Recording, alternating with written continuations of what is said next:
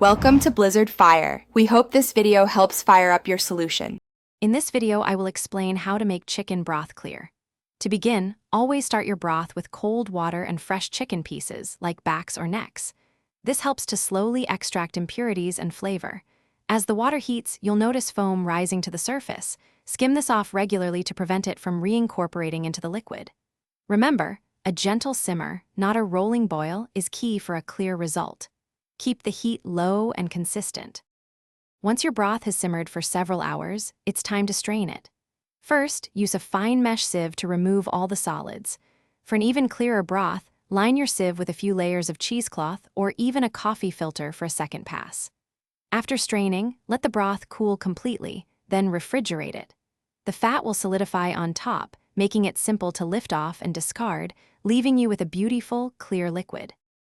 Many common mistakes can lead to cloudy broth. Overboiling is a primary culprit, as it emulsifies fats and proteins into the liquid. Also, adding vegetables like carrots or celery too early can sometimes introduce extra particles that contribute to cloudiness. Try adding them in the last hour of simmering. Lastly, resist the urge to stir your broth too much. This can agitate the solids and prevent them from settling, keeping your broth murky. For the clearest broth, consider roasting your chicken bones first.